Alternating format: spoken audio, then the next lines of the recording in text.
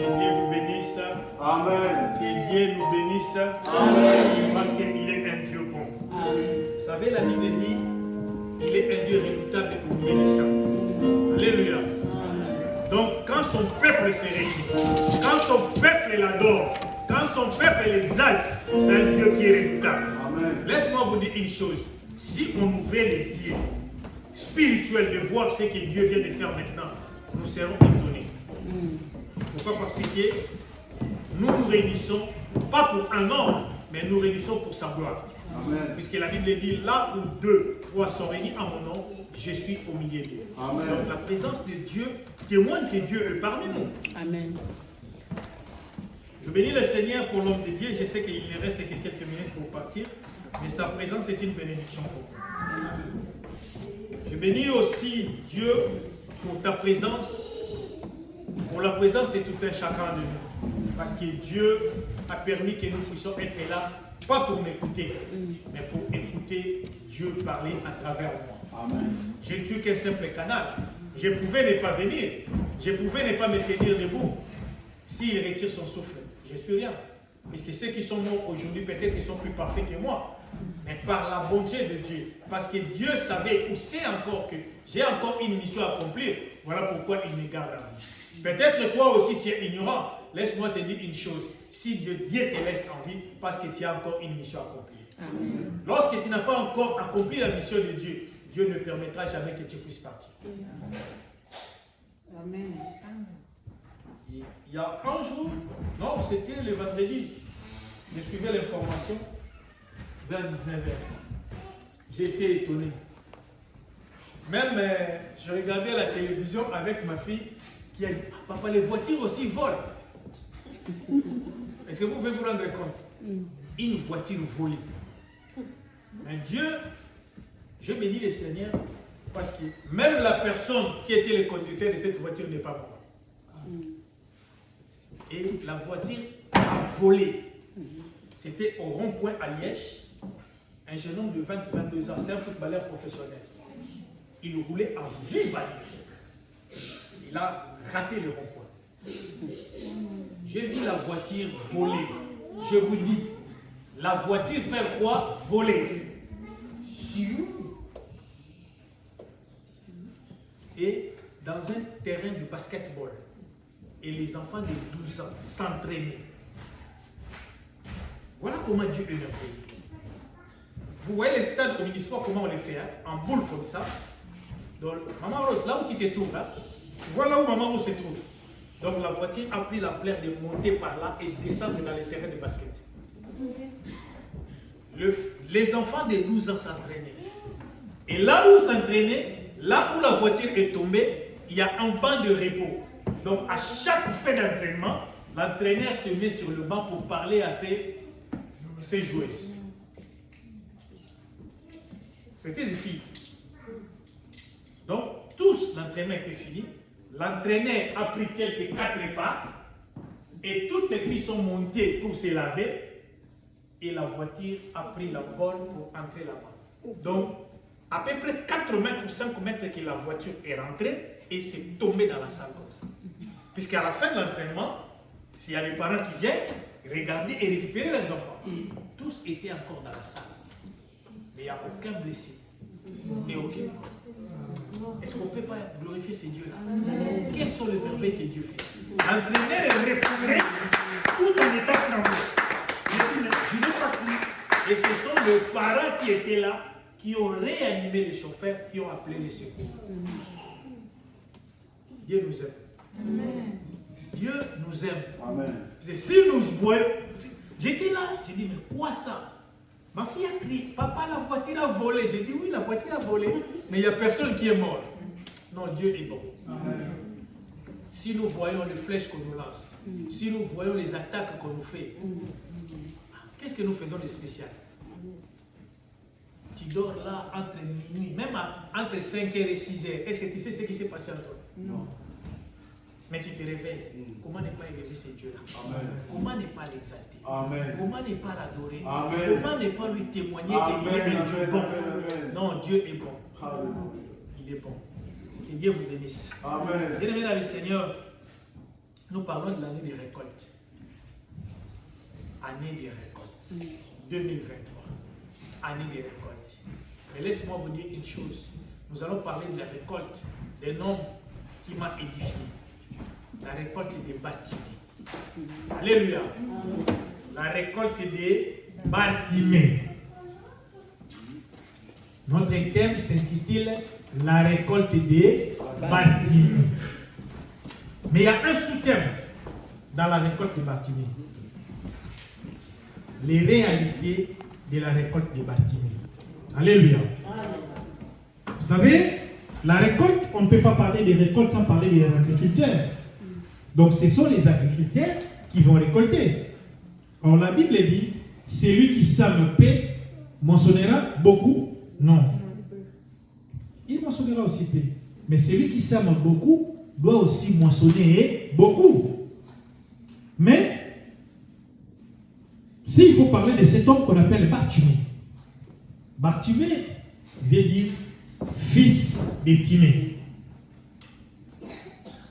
Mais ce qui m'a compliqué un peu pendant que je lisais ma Bible, le fils de Timée, qu'on appelle Bartimée, cet homme dans sa vie, il y a des choses qui ont collé sur lui. Il était aveugle. La deuxième des choses, il était mendiant. Aveugle et puis mendiant. Mais cet homme qu'on appelle Bartimée, qui était aveugle et mendiant, ce qui a tiqué mon attention, il était toujours sur les champs. Qu'est-ce que chaque jour Bartimée faisait le long de la route? Parce qu'il était aveugle. Donc, sa mission le long de la route était quoi? De mendier. Puisque la Bible nous dit, il était aveugle et mendiant. Mais il était le fils de Timée. Fils de Timée, qu'on appelle Bartimée. Aveugle et mendiant. Mais je suis venu dire à quelqu'un, je ne sais pas, dans cette année de récolte, quelles sont les choses qui collent en toi? Toi qui es fils de Dieu. Puisque Bartimée, il était fils de Timée. Mais toi tu es différent de Bartimée. Parce que tu es chrétien. Tu es chrétien. Donc tu es fils de Dieu. Mais il y a quelque chose qui colle en toi. Je vais savoir un peu. Toi-même tu connais. Je ne sais pas, il y a des choses qu'on peut connaître, il y a des choses qu'on peut être ignorant. Mais qu'est-ce qui colle en toi? Parce que tu es encore Bartimée. Mais aujourd'hui, je suis venu dire à quelqu'un, il faut que tu changes de Bartimée, qui est fils de Timée, à fils de Dieu. Amen. Puisque c'est là le problème. Lisons un peu le livre de Jean, chapitre 14, au verset 6. J'ai lu la parole du Seigneur. Jésus dit, je suis le chemin, la vérité et la vie. Nul ne vient au Père que par moi. Si vous me connaissez, vous connaîtriez aussi mon Père. Et dès maintenant, vous le connaissez et vous l'avez vu. Parole du Seigneur. Est-ce qu'on peut acclamer la parole du Seigneur? Cet homme qu'on appelle Bartimée, qui était fils de Timée, avait l'habitude d'aller toujours sur les chemins. Mais ici, Jean 14 nous dit ceci: je suis le chemin, la vérité et la vie. Qui l'a dit? C'est Jésus-Christ de Nazareth. Bartimée, qui était aveugle, Bartimée, qui ne voyait pas, que l'étiquette de mendiant collait sur lui, parce qu'il était encore Bartimée. Il devait récolter de bonnes choses, il devait récolter le recouvrement de la vision. Mais cet recouvrement de la vision, Bartimée ne devait pas le recouvrir ou recouvrir sa vision lorsqu'il devait rester dans sa maison. Parce que dans sa maison, il était encore fils de Timée. Il devait venir sur le chemin pour rencontrer celui qu'on appelle le chemin, celui qu'on appelle la vérité, celui qu'on appelle Jésus-Christ de Nazareth. Puisque si tu restes dans ta maison, tu seras toujours fils de ton père. Si tu restes dans ton travail, tu seras toujours ouvrier d'eux. Mais il faut venir devant la présence de Jésus-Christ. Puisque c'est Jésus-Christ qui est le chemin. C'est Jésus-Christ qui est la vérité. C'est Jésus-Christ qui est la vie. Cet homme qu'on appelle Bartimée, il était aveugle, il était mendiant. C'est cela a collé en lui. ton problème, ta situation, ta maladie, tes difficultés ont collé sur toi. Pourquoi? Parce que tu es encore fils et fille de ton Père. Mais je suis venu te dire ce matin, il faut sortir du cadre familial. Il faut sortir du cadre charnel, venir dans le cadre spirituel pour recouvrir la vie. Pour que ta récolte soit grande, pour que ta récolte soit grande, il faut venir devant la présence de Dieu. Cet homme qu'on appelle Bartimée, qui veut dire fils de Timée, mais il était aveugle. Il était mendiant. Non, je suis venu dire à quelqu'un, nous les enfants de Dieu, nous sommes les enfants de la lumière. Nous devons sortir du cadre familial. Même s'il n'y a pas de mariage dans la famille, même s'il n'y a pas de diplôme dans la famille, même s'il n'y a pas de succès dans la famille, ça c'est la famille. C'est le sang. Mais en Christ, nous sommes une nouvelle créature. Voilà pourquoi nous ne sommes plus les fils de Timée. Nous sommes appelés les co-héritiers du Christ.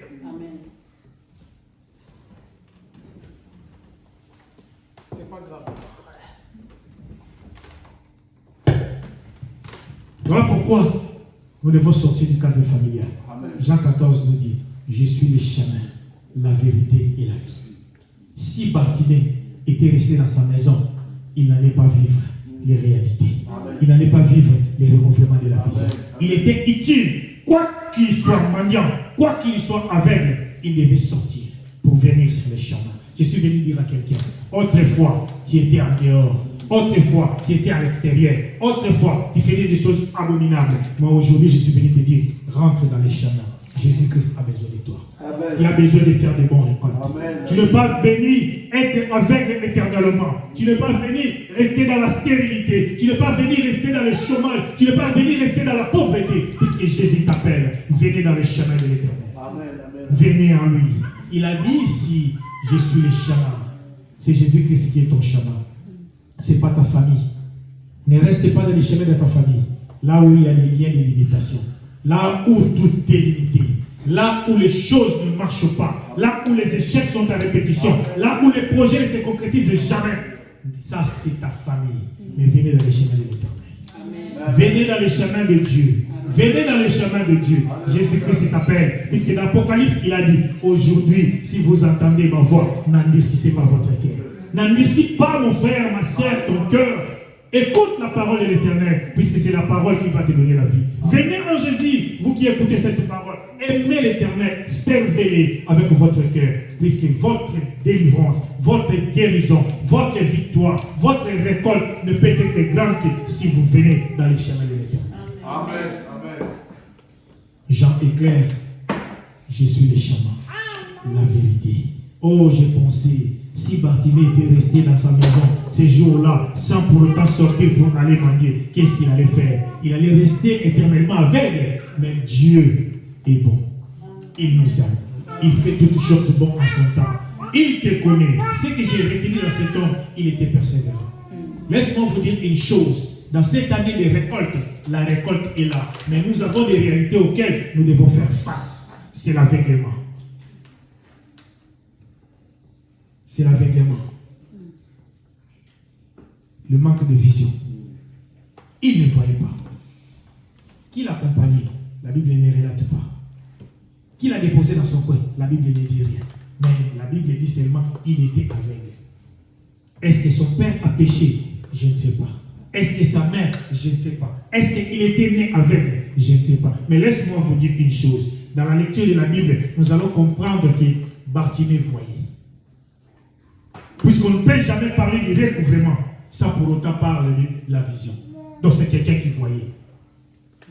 Mais à un moment donné, il est devenu aveugle. Je ne sais pas, peut-être il servait Dieu. Peut-être les choses marchaient avant, mais à un moment donné, tout est bloqué. Laisse-moi venir te dire une chose. Il y a de l'espérance pour ceux qui vivent. Il faut espérer parce que nous avons un Dieu. Job a dit, je sais que mon Rédempteur est vivant. Il se réveillera le dernier. Notre Dieu qui est le Rédempteur se révèle toujours en dernier. Parce que le monde condamnait Bartimée. Le monde lui avait donné une étiquette avec mendiant. Celui qui mendie, c'est quelqu'un qui n'a pas de la considération. Celui qui fait la mendicité n'a pas de la considération à l'égard du monde. Mais laisse-moi vous dire une chose. Jésus-Christ a payé le prix. Il s'est donné en rançon pour plusieurs. Parmi les plusieurs, Bartimée aussi était là. Chose là, lisons un peu, nous sommes dans les livres des gens. Non, dans les livres de Matthieu.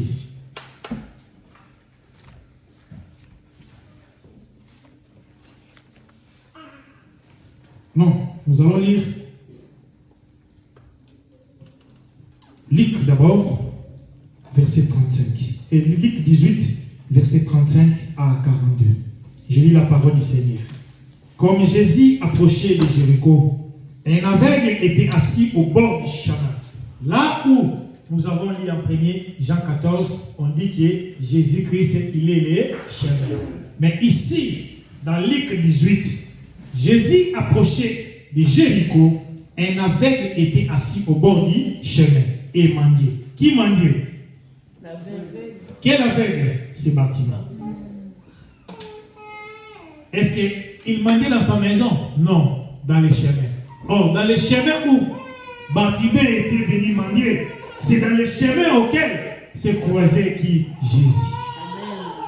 Or, si vous lisez en haut de toute cette écriture, vous allez comprendre que avant que Jésus puisse arriver sur ces chemins de Jéricho, Jésus venait d'annoncer déjà à ses disciples sa mort, comment est-ce qu'il sera connu. Mais ici, Jésus était venu sur le chemin. Lorsqu'il s'approchait, il a vu passer un aveugle.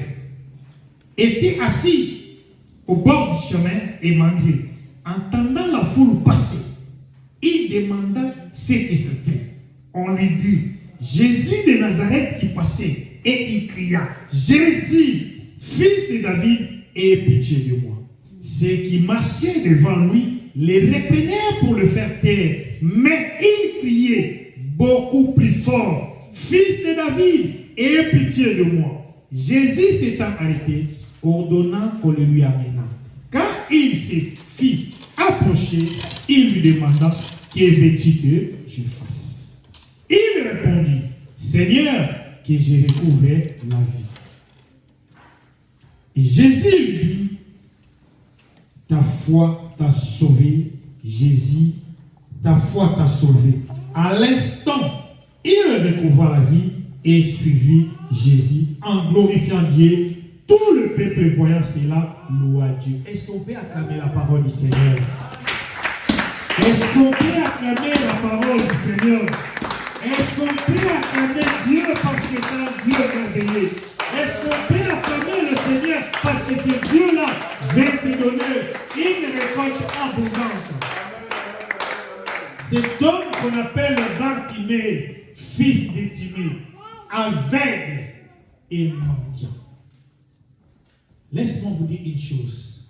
Lorsque j'ai dit que notre thème s'intitule La récolte de Bartimée, j'ai énuméré qu'il y a un sous-thème que nous devons développer, les réalités de la récolte de Bartimée.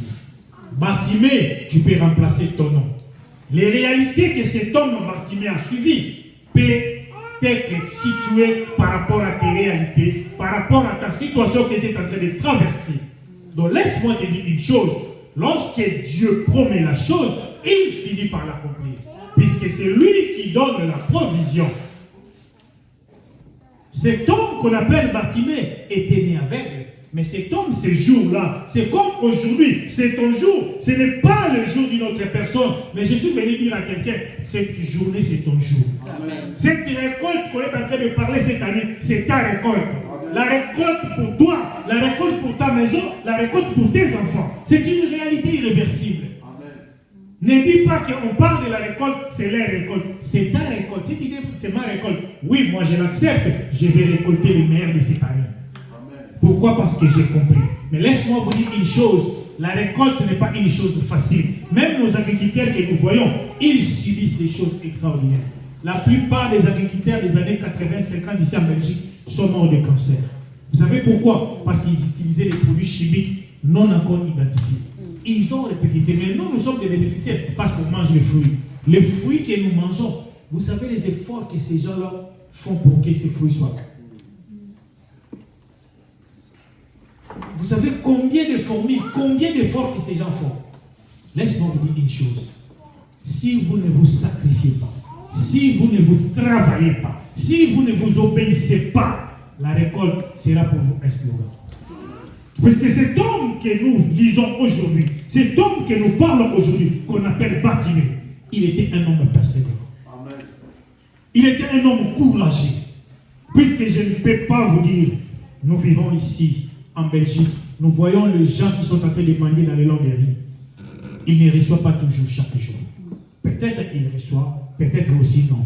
Donc Bartimée aussi, chaque fois qu'il sortait, la Bible ne dit pas qu'il percevait chaque jour, non. La Bible ne dit pas que chaque jour il ne recevait pas, non.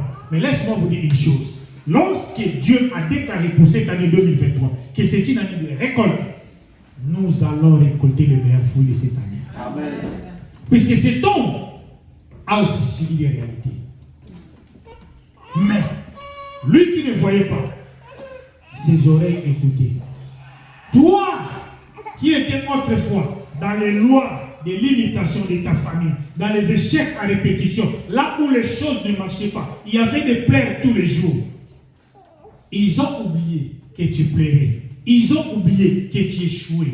Mais la chose qu'ils n'ont pas pu retenir en toi, ils t'ont laissé le temps de venir à l'église. Amen. Ils t'ont laissé les oreilles d'écouter la parole du Seigneur. Amen. Et la Bible dit, la foi vient de ce qu'on entend. Et ce qu'on entend vient de la parole du Seigneur. Laisse que la parole de Dieu que tu écoutes ce matin puisse te fortifier. Amen. Laisse que cette parole que tu écoutes ce matin puisse te délivrer. Laisse que cette parole que tu écoutes ce matin puisse t'amener à la grande victoire que Dieu a prévue pour toi. Amen. Cet homme avait compris. Ce jour-là, il était là.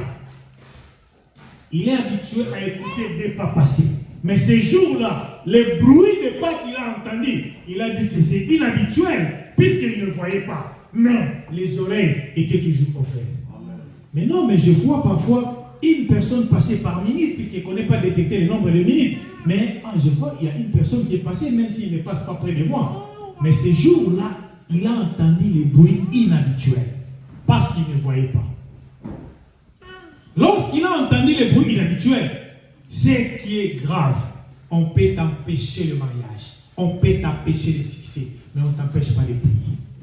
On ne t'empêche pas de croire.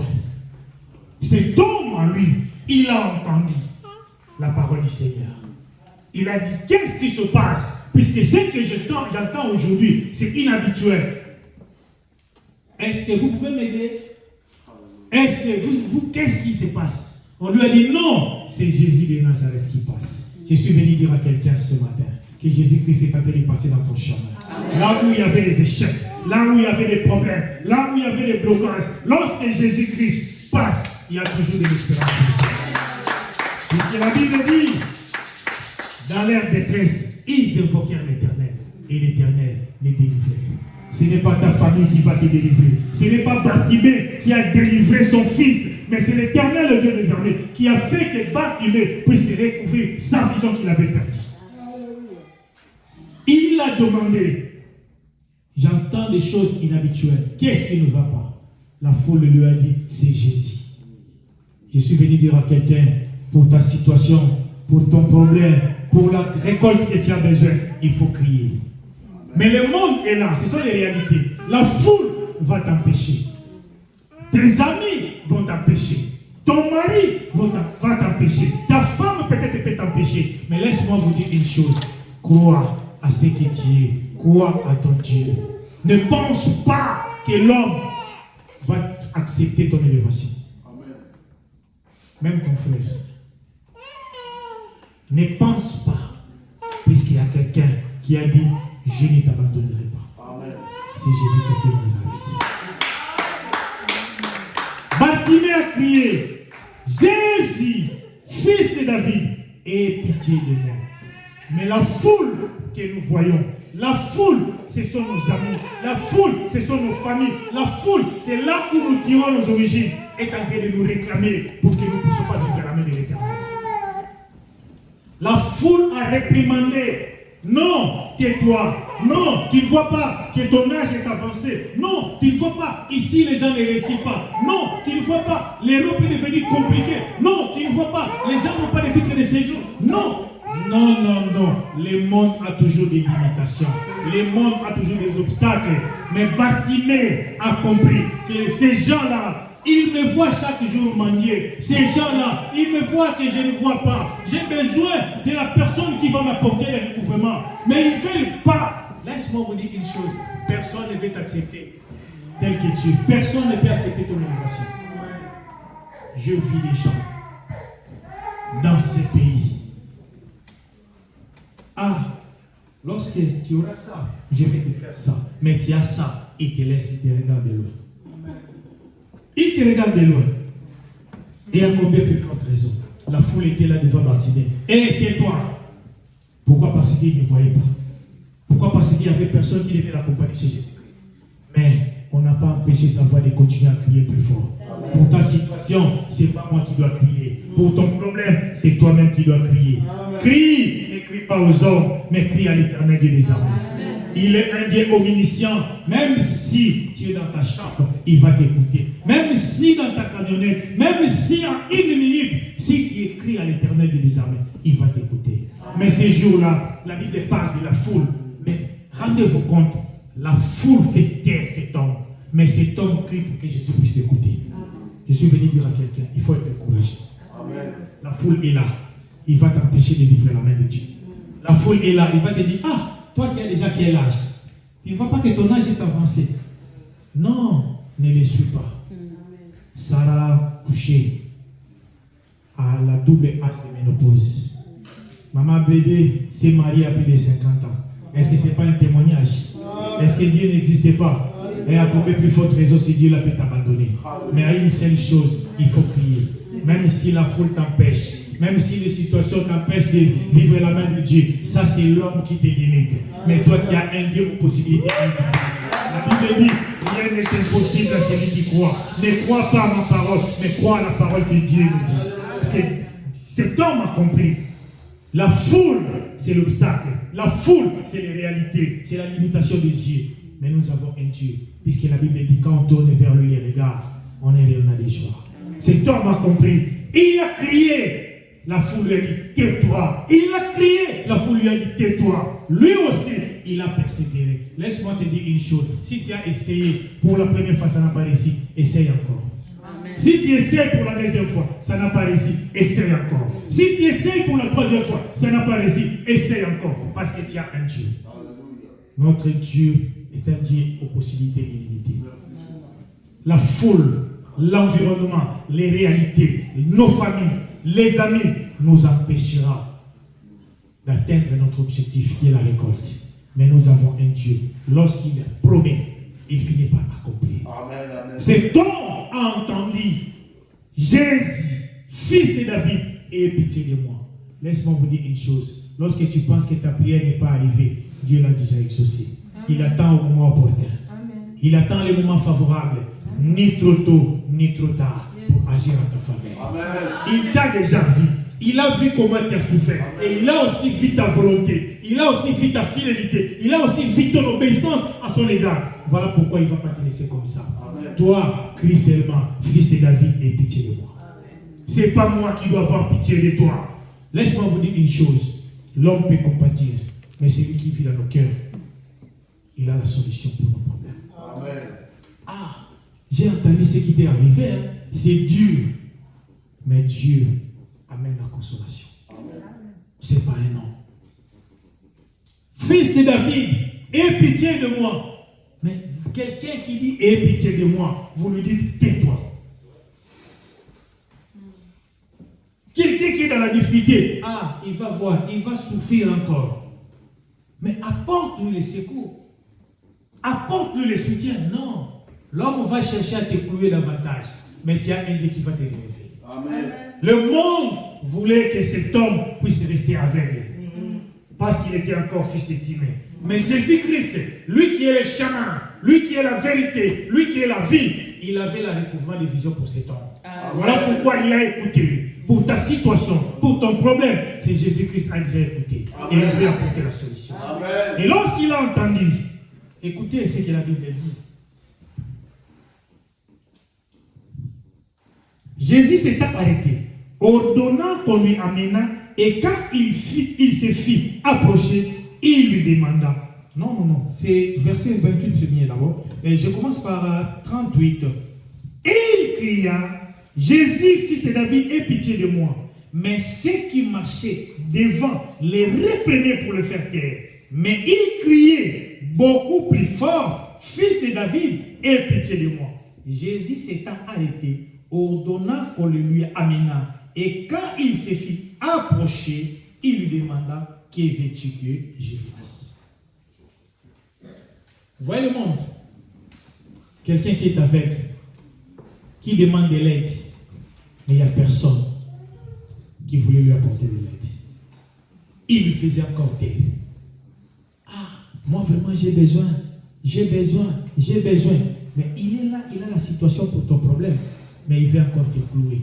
Ça c'est le monde, ça c'est le cœur de l'homme. Mais nous avons un Dieu qui est compatissant. Amen.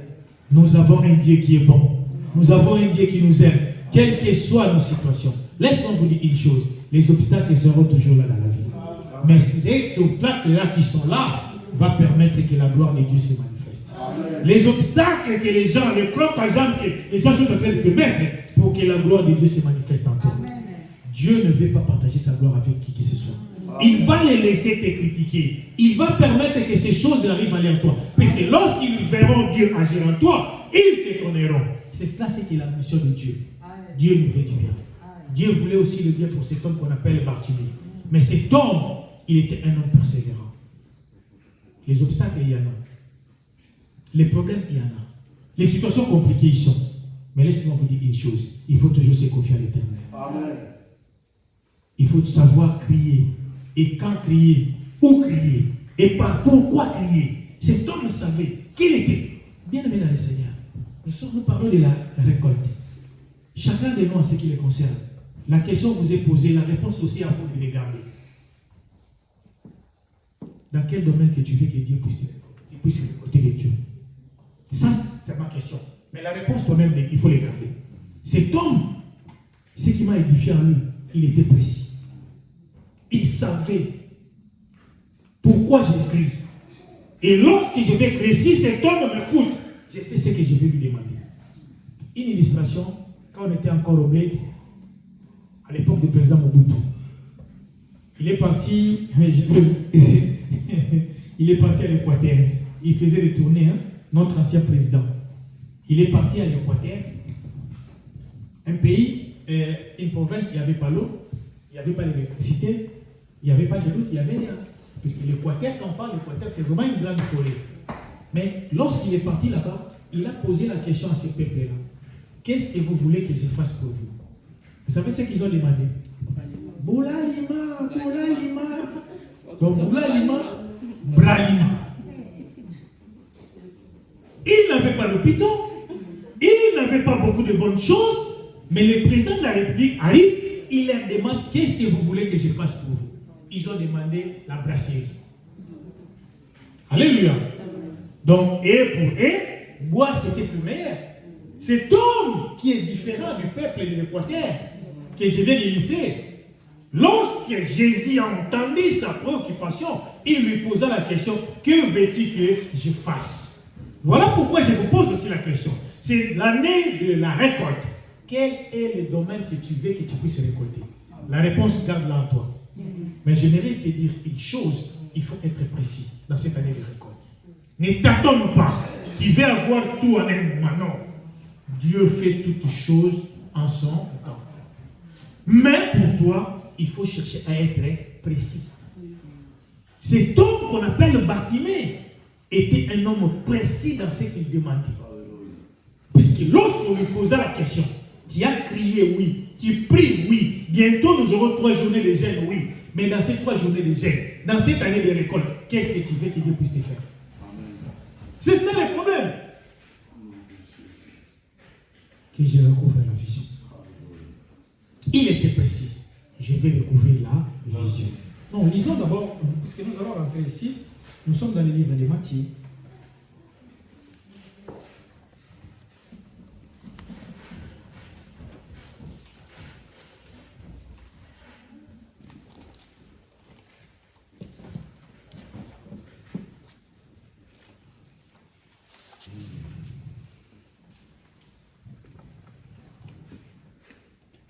Nous sommes dans le livre de Matthieu. Matthieu chapitre 10. Matthieu chapitre 11, versets 27 à 30. Je lis pour la gloire de Dieu. Amen. Matthieu 11, à partir du verset 27. 27 à 30. Toute chose m'a été donnée par mon Père, et personne ne connaît le Fils si ce n'est le Père. Personne non plus ne connaît le Père si ce n'est le Fils, et celui à qui le Fils veut le révéler. Venez à moi, vous tous qui êtes fatigués et chargés, et je vous donnerai du repos. Prenez mon joug sur vous et recevez mes instructions, car je suis doux et humble de cœur, et vous trouverez du repos pour vos âmes. Car mon joug est doux et mon fardeau est léger. Amen. Vous allez comprendre. Vous avez dit ce que la Bible nous dit. Il dit ceci au verset 20. Verset 26 se dit, oui, Père, je te loue de ce que tu as voulu ainsi. Toutes choses m'ont été données par mon Père. Et personne ne connaît le Fils si ce n'est le Père. Et personne non plus ne connaît le Père si ce n'est le Fils. Et celui à qui le Fils veut le révéler. Donc, personne ne peut connaître que Dieu peut faire de bonnes choses si Christ ne le révèle pas. Cet homme Bartimée, il a eu la révélation de Jésus-Christ pour avoir tout ce qu'il avait. Amen. Puisque Bartimée, vous allez voir, il avait un manteau. C'était les problèmes, c'était les soucis, c'était les réalités qui l'entouraient. Mais comme il a reçu la révélation, étant aveugle et mendiant, je ne peux jamais rester chez moi. Je ne peux jamais rester dans ma maison. Je dois venir sur le chemin. Lorsque tu viens sur le chemin, tu trouveras Jésus-Christ qui est le chemin, la vérité et la vie. Puisque c'est en lui que le Père veut révéler la révélation de Dieu. Amen. Amen. C'est ça le problème. Amen. Il a compris. Puisque la Bible dit, toutes choses m'ont été données. Est-ce qu'on parle de ton Père? Non. Est-ce qu'on parle de nos familles? Non. Toutes les choses ont été données par Dieu en Jésus-Christ. Amen. Voilà pourquoi cette année de récolte, si tu veux récolter, si tu veux aller de l'avant, si tu veux espérer à de bonnes choses, il faut venir en Jésus-Christ. Puisqu'il dit, venez à moi, vous tous qui êtes chargés et fatigués, je vous donnerai quoi? Les repos. Est-ce que Bartimée a reçu les repos dans sa maison? Non. C'est devant Jésus-Christ qu'il a reçu les repos. Ton récolte ne se trouve pas chez toi. Ton récolte se trouve en Jésus-Christ de Nazareth. Amen. Ton récolte se trouve dans l'obéissance. Ton récolte se trouve dans la marche avec Jésus-Christ. Ton récolte se trouve en l'obéissance. Puisque ton problème, si tu le gardes, c'est un fardeau. Ta situation, si tu le gardes en toi, il y a beaucoup de gens qui sont devenus hypertendus aujourd'hui. Pourquoi? Parce qu'ils gardent en eux leurs problèmes. Or, Christ a dit, venez à moi, vous tous qui êtes chargés, fatigués, je vous donnerai du repos. Si les choses ne marchent pas, si tu as les échecs à répétition, si dans ta maison rien ne va, amène ton problème. Il y a quelqu'un qui est comme pour nous un dépotoir. Venez décharger sur lui tous nos problèmes. Décharge sur lui ta situation compliquée, puisque lui, il va te donner le repos. Amen. Bartimée, il avait compris. Il a pris le manteau, il a jeté. Il a pris les soucis, il a jeté. Il a pris les échecs, il a oublié. Il a pris tout, il a laissé. Il a compris. C'est si Jésus-Christ te tombe, puisque c'est lui qui se révèle en Père. Voilà pourquoi je dois laisser ma vie à l'Éternel. Voilà pourquoi je suis venu dire à quelqu'un, ne t'inquiète pas. Tu as compris la voie. La vie, les situations, la famille, les mariages, les études sont des domaines un peu compliqués. Humainement parlant. Avec ta propre force. Mais si tu te confies à l'Éternel Dieu des armées, si tu décharges en lui ta situation, il a toujours une réponse favorable pour toi. Bartimée avait compris. Aie pitié de moi, fils de David, pour ta situation, pour ton récolte. Je suis venu seulement te dire, crie à l'Éternel Dieu des armées. ta solution est certaine. Ta réponse est favorable. Pourquoi? Parce que tu as compris une chose. Si tu m'amènes ton problème, je n'ai pas la solution. Puisque la Bible dit, l'homme ne donne que ce qu'il a. Qu'est-ce que je peux te donner si je n'ai rien? Mais je suis venu te dire qu'aujourd'hui, j'ai quelque chose à te donner. La chose que j'ai à te donner, l'Esprit de Dieu qui est en moi. La chose que j'ai à te donner, c'est la parole de Dieu que je suis en train de te prêcher. Cette parole est une vie. Cette parole apportera la résurrection dans ta vie. Cette parole t'apportera une bonne récolte si tu es seulement si tu mets en pratique et tu marches dans l'obéissance à la parole du Seigneur. Bartimée avait compris que Jésus-Christ, la Bible dit, nul ne vient au Père que par moi. Donc Bartimée avait besoin de recouvrement de vision. Mais pour recevoir ces recouvrements de vision, il ne pouvait le faire qu'à lui-même, non. Il fallait que Dieu puisse lui révéler. Ce matin, la parole de Dieu est venue te révéler que Dieu est la vérité. Te révéler que pour ta situation, pour ton problème, pour les récoltes que tu as besoin, il faut que Christ te révèle. Or, Christ, pour qu'il se révèle, il ne se révèle que dans sa parole. Cette parole est une révélation pour toi. N'allez pas chercher les prophéties. N'allez pas chercher les prophètes. La vraie prophétie, c'est cette parole que nous venons de lire. Cette parole, tu nous payes. Maman Betty, j'ai été édifié quand tu parlais. Je suis allé chez l'épiscologue. Mais j'ai m'enfoncé. Il fallait que Dieu puisse se révéler en toi. Dieu s'est révélé en toi. Ça, c'est la parole de l'Éternel. Nul ne vient au Père que par moi. Donc Dieu lui-même a compris que si je te laisse chez l'épiscologue, tu seras perdu. Il fallait que je t'envoie ma parole pour que ma fille puisse se révéler en moi et que je puisse bander le blessé à l'intérieur de sa vie. C'est ça ce que Dieu fait. C'est son réalité. Il est complexe, ce Dieu-là. Il est un Dieu puissant et redoutable. Il sait les choses. Il connaît nos besoins. Il savait aussi que cet homme qu'on appelle Bartimée, s'il reste chez lui, il restera éternellement avec lui. Mais j'ai besoin que cet homme puisse me servir. Vous avez vu, là où nous avons lu, Bartimée, il a recouvré la vision. Est-ce qu'il a quitté Christ? Non. Il a continué avec Dieu. Que le Dieu de toute grâce te bénisse.